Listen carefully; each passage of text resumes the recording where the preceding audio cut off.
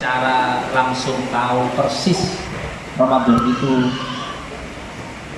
itu kayak apa, itu kayaknya enggak. Iman kita belum nyampe ke sana. Tapi kita ada rasa untuk ya Allah. Itu apa sih tadi ditinggal Ramadan rasanya? Makanya sampai dibilang kata Imam Ibn Hajar Al-Haytami, ahli hadis, ahli fikih, Imam Ibn Hajar Al-Haytami wala Asqalani itu loh dulu. Beliau dawuh, tamanni zawali Ramadan minal kabair. Berharap Ramadan itu ndang mari, arep-arep Ramadan itu ndang mari, itu termasuk perbuatan dosa besar. Maka mafhumnya orang yang berharap Ramadan itu nggak selesai, itu termasuk ciri-ciri keimanan yang sempurna. Makanya dalam satu hadis Nabi menyatakan, lau ya'lamun nas ma fi Ramadan minal yumni wal barakah. Uang itu lek ngerti nilai Ramadan, ono barokai Gusti Allah, ono pemberian Gusti Allah. La tamannau ayyakuna haulan kamilan. Uang itu bakal arep-arep Ramadan itu bukan sebulan, tapi setahun. Setahun di sini Ramadan terus. Karena dia tahu nilainya seperti apa Ramadan. Bahkan barokah Ramadan itu awak dhewe sing nggak tahu ngaji dadi ngaji lah. Ya kan, sing nggak tahu jamaah Isya dadi jamaah Isya. Gak tahu melek bengi masih tujuannya kayak mangan. Tapi kan tasaharu fa inna fis suhuri barokah. Ini. Awakmu sahur kata Rasulullah. Soalnya di sahur itu ono barokah. Jadi kalau dengan malam ini atau di suatu malam, pada suatu malam jenengan makan banyak, mulai teko ngaji ini keluar dok seagare. Mari mangan uwake, kewareken, gawe kopi sembarang kalir. Tangi jam 3 tapi gak pengin mangan. Ya mari mangan mang jam 10. Tetap mangan, tetap sahur. Loh, sahur itu pakai apa sih? Sahur itu yang penting ada sesuatu yang masuk ke perut. Sebenarnya kesunatan sahur dalam urutan yang dikonsumsi itu berlaku juga seperti kesunatan yang berlaku pada buka. Berarti yang pertama kali masuk itu kurma kak temen ini. Cuman nggak normal, nggak lumrah. Sahur nggak kurma, sahur itu nggak sego, itu nggak kurma gitu. Kan kita nggak lumrah kayak gitu. Tapi sunahnya ya kurma dulu. Sunnah kurma 1, 2, 3. Kalau nggak telu siji lah paling nggak. Bareng baru kemudian makan nasi dan lain-lain. Jadi intinya sahur itu barokah. Ada satu amalan kulo ambil, ya saya dengarnya dari Said Hanif Al-Abbas menantunya Habib Rizik, anggota kamar singgah di pondok, itu bilang minal fawaid asyadiriyah, dikutip dari faedah-faedah yang dikumpulkan oleh Habib Salim Asyadiri. Beliau mengatakan, beliau dawuhkan di Salim ini, banyak orang yang sahur tapi tengah-tengah awan siang hari keluar aja. Bahkan mungkin sahurnya banyak, sahurnya wakil, keluarkan sampai aman. Tapi awan itu lemes, turu lemes gak ada tenaga karena doyo. Dan banyak juga orang sahurnya sederhana. Sahurnya ya pakai kurma telur, baju putih, tapi awan koyo wong mari sarapan. Koyo wong gak ono luwene blas. Bukan kerja, aktivitas itu semangat. Kata Habib Salim, ketahuilah itu semua kembali kepada keberkahan sahur. Salah satunya. Soalnya lek barokah, sahur itu lek barokah. Insya Allah awane iku paling ndak dhek semangat. Semangat Ustaz, lapo main game. Semangat itu bukan semangat untuk untuk hal-hal yang fadi, hal-hal yang gak ono manfaat. Semangat itu hal-hal yang bermanfaat. Semangat dari sahur, mari ngono sholat subuh jamaah, zuhur jamaah, asar jamaah. Di antara waktu-waktu tadi diisi dengan ngaji, waktunya kerja, itu dapat barokah sahur. Maka yang ingin dapat barokah sahur, kata beliau, sebagai tambahan amal, tambahan amalan, beliau bilang, lek mari sahur baca surat Quraisy, ilafi Quraisyin ilafihim rihlata syita was shaif, sebanyak 7 kali. Jadi lek mari sahur alhamdulillahilladzi at'amana wa saqana wa ja'alana muslimin, itu doa satu. Doa dua dipakai doa dua. Alhamdulillahilladzi at'amana hadza wa razaqana atau wa razaqani min ghairi hauli minni wala quwwah. Doa dua ini doa istimewa. Rasulullah bilang, orang yang habis makan kemudian baca doa yang kedua ini, maka diampuni dosa-dosanya. Bayangkan, wis dikeimangan si oleh bonus dosanya hilang. Nah, nikmat.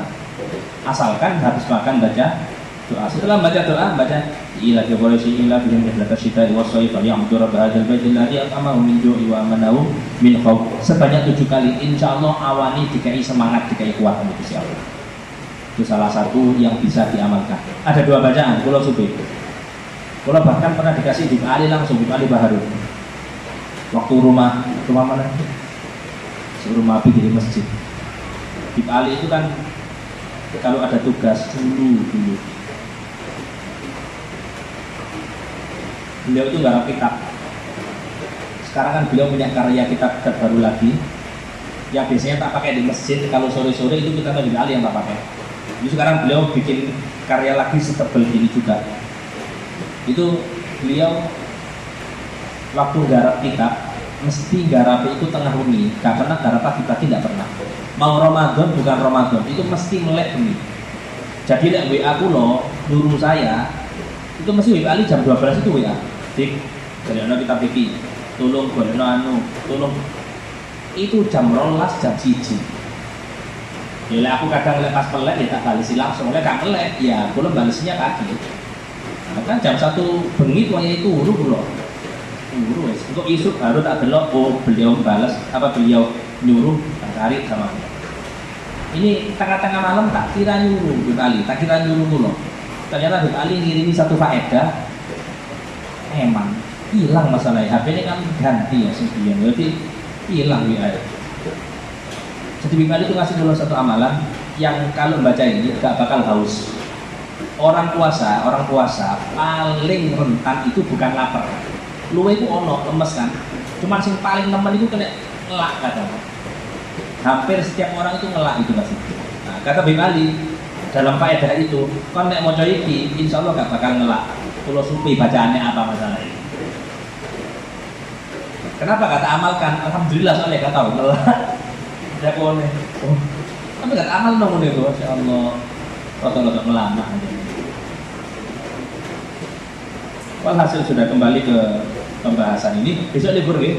Lagi besok libur. Nah teman-teman yang mau call biar tenang, singkat ilmu juga bingung, kerawan pun juga kepontal-pontal. Saat niatis, muka-muka intinya yang hadir itu niatnya bisa nulari ke yang tidak hadir.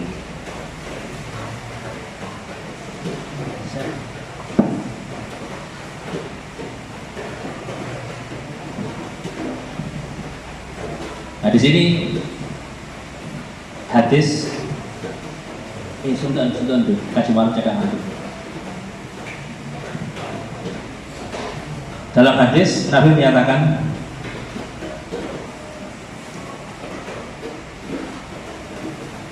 utlubul ma'ruf min rohamak ummati ta'ishu fi aghnafihim. Kalian itu carilah kebaikan dari umat-umatku yang punya rasa kasih sayang.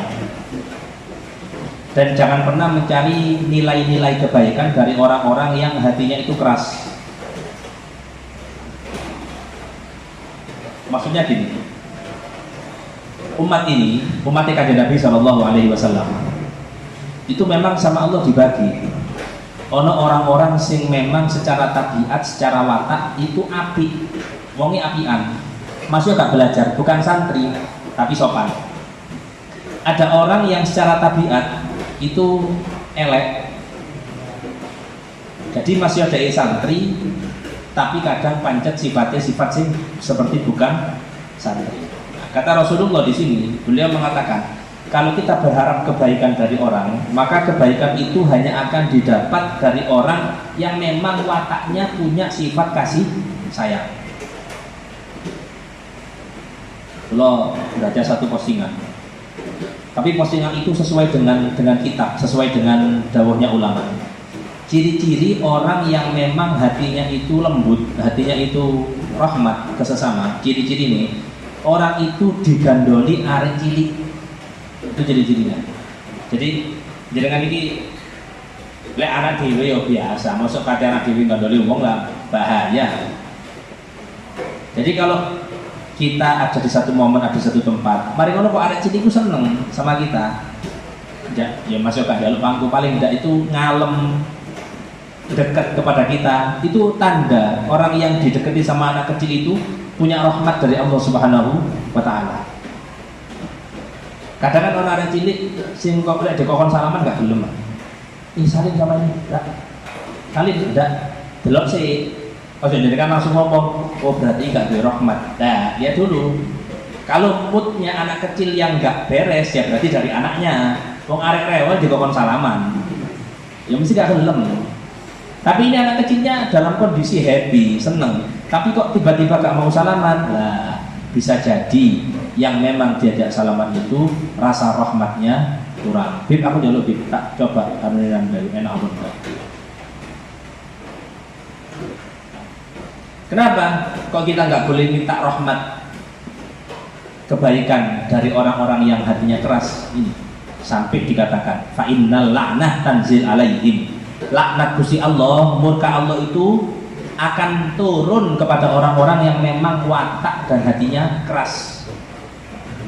Ya Ali, beliau bilang kepada Sayyidina Ali, Allah itu menciptakan kebaikan dan Allah menciptakan orang-orang yang Allah setting untuk berbuat baik, sehingga orang-orang itu, kebaikan itu cinta kepada mereka dan mereka cinta kepada kebaikan.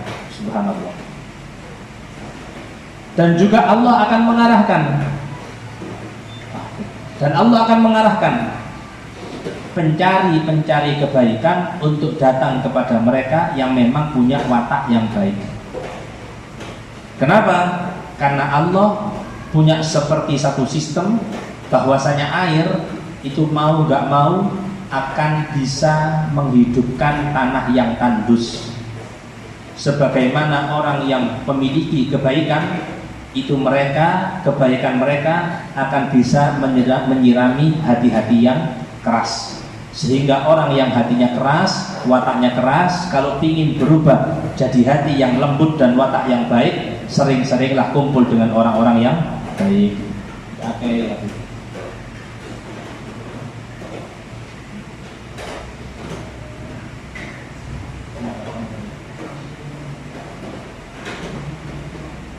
Utlubul ilma wala bisin. Satu hadis Nabi menyatakan, carilah ilmu meskipun sampai ke negeri Cina. Jadi berarti Cina ini negeri, pulau yang tahu dari tafsiran ulama, Cina itu pada masa Nabi Muhammad adalah jarak yang paling jauh. Ini Cina.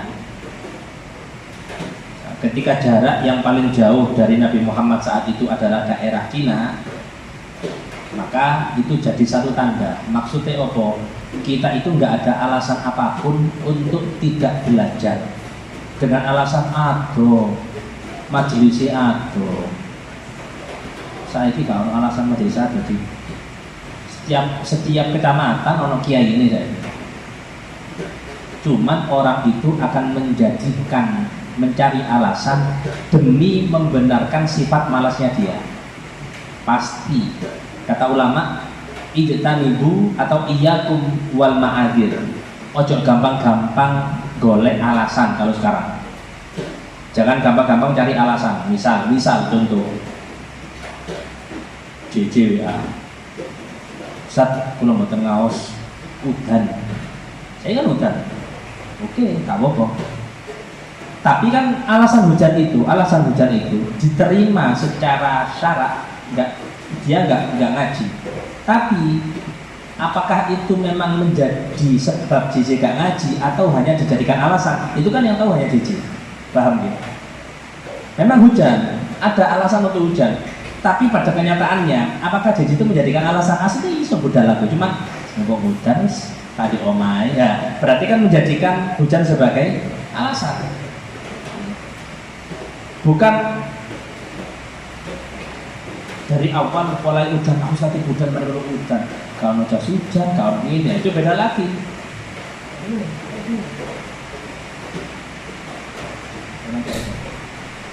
Jelas ya? Nah, itu contoh satu. Besok ini, misal kata libur no, misal buatan pulau libur kamu. WA malih siji. Saat buatan naos malih, pulau hadir hall. Emben, hari apa emben itu? Sabtu. Ini juga apa sih? Emben Jumat di awali. Saat ngapunten kasih izin jaga warung, gak ada karyawan. Sabtu titenono, terus gak usah. Sabtu bakal izin nanti. Aku yakin Sabtu jadi bakal izin. Oh kok izin nih? Di aman nih Ustaz. Wonten nuzul Quran dan Al-Hikmah. Artinya apa? Kata ulama, iyyakum wal ma'adzin fa innal ma'adzin kafiron ma ta'tarihil kadhib, ta'tarihil kadhib kalau tidak salah. Ojo gampang-gampang boleh alasan. Krono opo? Alasan yang selalu kita bikin-bikin demi membenarkan posisi kita itu adalah alasan yang rentan untuk dimasuki sifat atau sikap bohong di dalamnya. Pasti sudah. Awak dhewe males tapi dikemas ono ini. Awak dhewe males tapi dikemas ono. Nah, makanya aja gampang-gampang izin. Kulo waktu apa sih?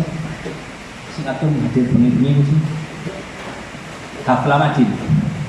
Waktu haflah Madin, kulo bilang ke wali santri, Pak Bu, udan itu bukan alasan Anda untuk mengizinkan anak Anda gak Madin. Ya. Waktu itu Madin, saat temennya ya berlaku untuk TPQ dan lain sebagainya. Tapi tak bilang, ojo gampang-gampang izin, masih udan. Kenapa sih? Anak-anak ini, anak-anak yang masih tahap belajar, itu adalah masih dalam tahap untuk mencari ilmu, membiasakan hal-hal yang baik, mengenali nilai-nilai perjuangan di situ. Ketika dengan hujan saja dia izin, itu berarti orang tuanya ngasih contoh bahwasanya perjuanganmu itu menyesuaikan situasi lah. Nek udan nggak usah hadir. Mental tadi kayak kucing lek udan nggak wani kena banyu. Loh, tapi kan nggak salah memang hujan loh. Nggak ada yang salah. Anda izin karena hujan betul. Cuma akan lebih benar lagi kalau misal hujannya gak deres, kita berangkat duduk no. Nah, sehingga tertanam di mindsetnya pola pikir si anak tadi itu, oh bapakku iki didik aku masih udan, aku kudu budal. Masih yang ini, aku kudu budal. Apa? Karena masih bisa untuk berangkat. Jadi nggak ada alasan hal-hal yang semacam itu dijadikan sebab kita nggak masuk Madin. Tapi coba setiap kali ini izin, setiap kali ini izin, insya Allah seminggu akan izinnya timbang masuk. Yakin gue. Bahkan persentase setiap bulan itu lebih banyak izin daripada masuk. Nah, kalau pendidikan kayak gitu berhasil, ya enggak langsung berhasil.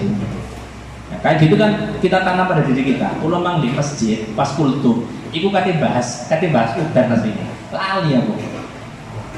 Kita bahas Quran toh, soalnya wis fokus nang khotaman Quran mah. Jadi aku nyimang pas sholat, ya sebelum sholat berangkat dari sini hujan itu langsung aku mikir no firman-Nya Gusti Allah. Ahasiban nas ayutraku ayaqulu amanna wa hum la yuftanun. Uang iku cek enake. Dia punya pikiran aku iki iman. Yakin pede, aku iki wong sing apik, aku iki wong sing taat usaha. Mari ngono dhek enggak dicoba mbek Gusti Allah. Kok enak? Enggak ada. Setiap orang yang menyatakan dirinya memang iman, berarti dirinya siap untuk diuji sama Allah Subhanahu wa taala. Ujian apa? Semuanya. Kalau di Quran walanabluwannakum Bisyarrin bi khaufi minal ju'i wa naqsi minal amwali wal anfusi was thamarat wa basyiris sabirin. Itu bentuk ujian dari Allah Subhanahu wa taala. Nah, saiki kena udan. Misal setiap terawih udan. Mari ngono awak dhewe dengan alasan aku lek udan ya gak terawih lek kan udan. Lek Gusti Allah ngei udan 30 dino berarti kan gak terawih kan 30 dino. Kan kali ngono ae gak bisa kayak gitu. Tapi aku mulai kita melaku nggawa mobil nang masjid itu ambek mikir no ayat tadi engko tak sampeno nang wong iki. Tapi ambek mikir nang aku dhewe iki. Aku ini masjid ya gara-gara tadi imam lah aku ngono. Lek aku gak tadi imam aku bisa salah di awal bisa tapi ya Allah ngono aja nih ya. Allah ini betul tanggung jawab itu membuat diri kita mau gak mau harus memaksa kita harus apik gampang nih. Ya kok enake di kayak tanggung jawab. Cuman yo ono gak enak bisa gitu loh. Kadang kula mikir di antara wong sing sholat di masjid. Ketika saya posisi jadi imam gitu, sing paling gak khusyuk itu kula. Asli. Oh, makmumnya gak khusyuk bisa gak khusyuk anakku sih. Kok bisa? Imam itu mikir surat apa ya gitu. Kok mau begini? Ini wedine apa? Rakaat pertama maca qul huwal amburadul anjir. Iya kan? Rakaat pertama maca qul lah, akhirnya terawih sak rakaat to ya. Ya kan apa maneh nun sewu makmume iku makmum sing awam nyel gak tau ngaji. Ketika imam maca qul oleh sak rakaat langsung tahiyat akhir, makmum iki ndelok sing imami kiai utawa ustaz. Oh, berarti ono terawih sak rakaat ya. Mesti ngono gak mungkin kata kritik soalnya dia merasa aku gak ngerti apa-apa aku iki gitu loh. Itu gak enak dhewe makmum sing alah sini tuh air maduk-maduk toh. Enggak, memang butuh makmum-makmum yang kritis-kritis itu penting. Cuman subhanallah masyarakat atau orang awam itu punya apa namanya? Kayak duwe aturan itu imam itu gak boleh salah, itu di mata masyarakat. Oh gak boleh, wajib bener imam itu. Padahal kita baca hadis Kanjeng Nabi itu pernah sholat zuhur atau asar itu 2 rakaat. Yang sampai kejadiannya ditegur sama sahabat, Kanjeng Nabi, iki kosor.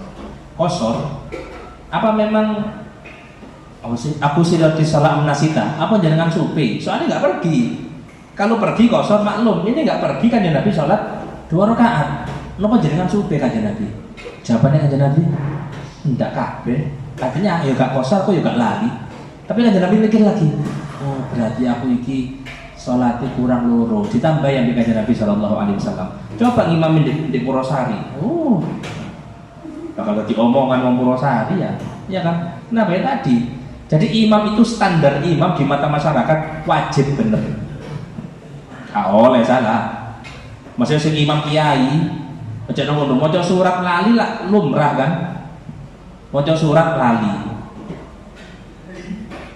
Mari sholat itu nanti jadi buah bibir itu dirasani, diomongi sembarang kalir asline nggih lek jenengan ketemu sing model ngono iku jenengan celuk lali iya lali sapa sing imam misal ustaz sasidik lali engko kokoran maca surat kula mang maca surat apa sih wasalatorik coba maca lagi gak bakal iso yakin aku gak bakal iso mungkin gak bakal apal atau mungkin bahkan gak bisa baca Al-Quran tapi lekokon itu terdepan dia kok Yamaha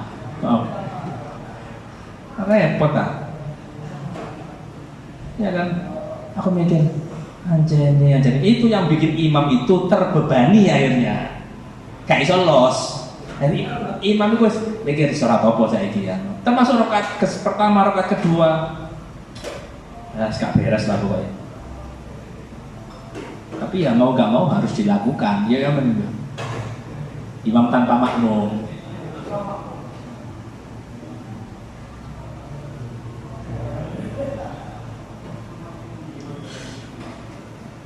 Kemudian ini tadi ya, jadi carilah ilmu sampai ke negeri Cina. Itu bukan berarti suruh kiblat ke Cina ya. Kok nek belajar nang budal nang Cina kono iki dawuhne Kanjeng Nabi. Enggak, bukan itu maksudnya. Ini masalah jarak gitu loh.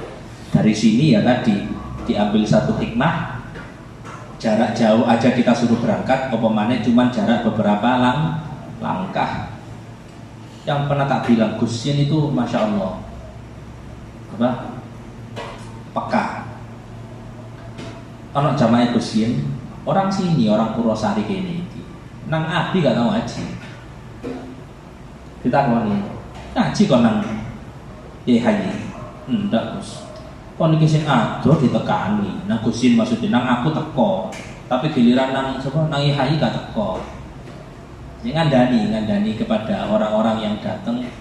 Ya sebenarnya nggak salah datang ke Gus Yin pun ya jelas nggak salah gitu. Cuman Gus Yin itu ngajarkan bahwa ketika ada orang terdekat dan punya kapasitas ilmu, dia teko pisan, ojo hanya datang kepada yang jauh. Cuman yang perlu diluruskan di kalangan kita itu memang taktil. Taktil itu kayak meliburkan daerahnya dari kegiatan positif demi meramaikan kegiatan di luar tempat.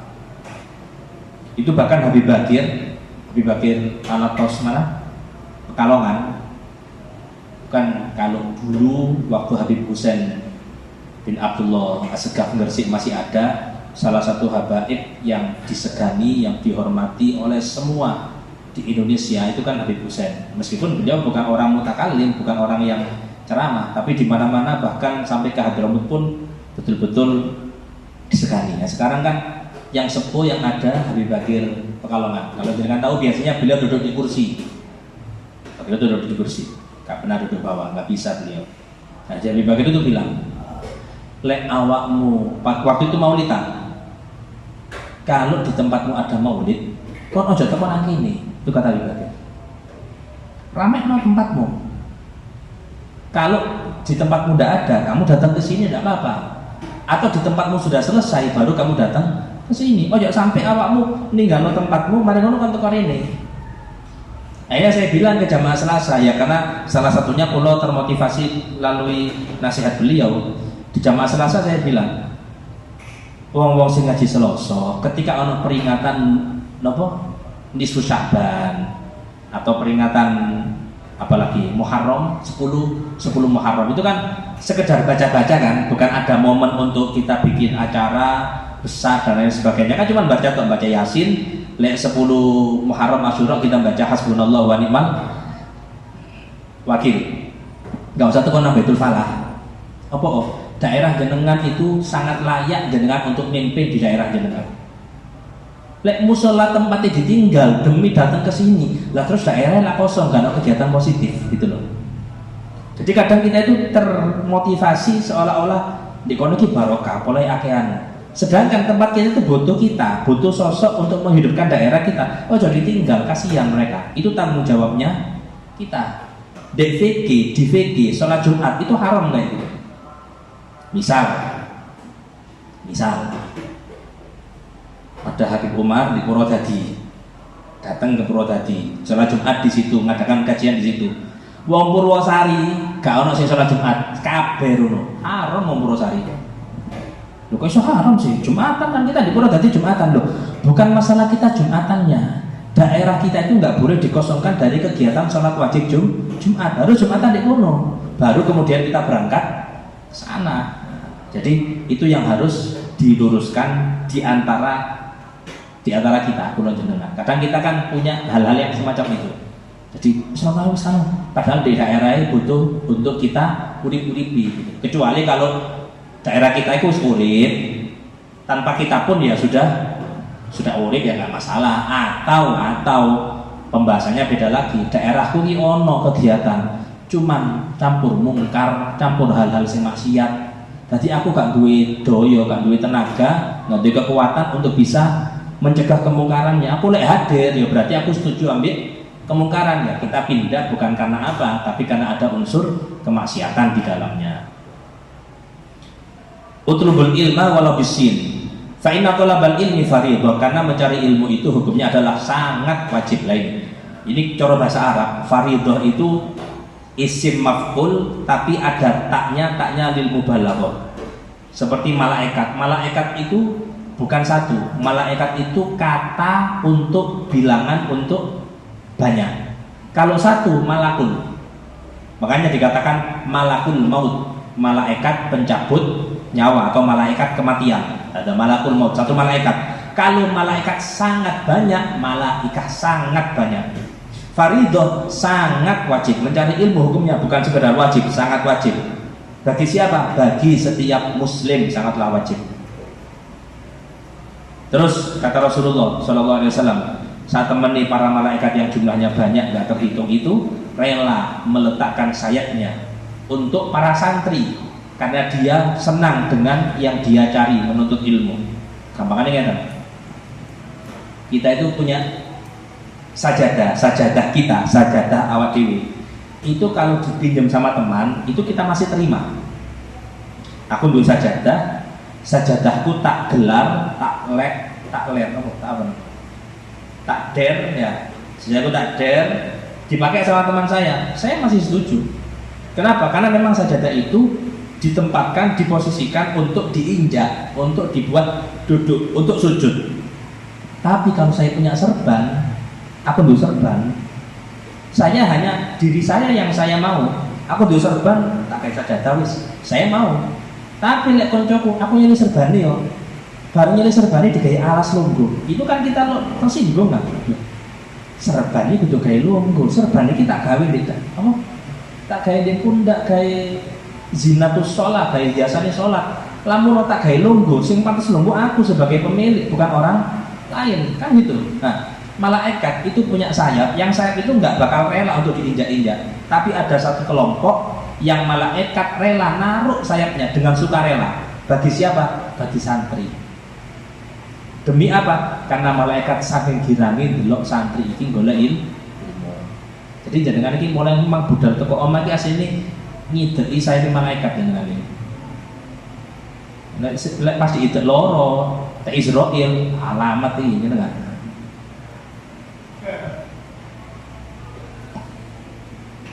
Akhirun nikah wa akhiful hibbah. Kalau nikah itu tampakkan, rayakan, dan kalau tunangan itu sembunyikan, samarkan, ojo terang-terangan. Maksudnya ojo pamer.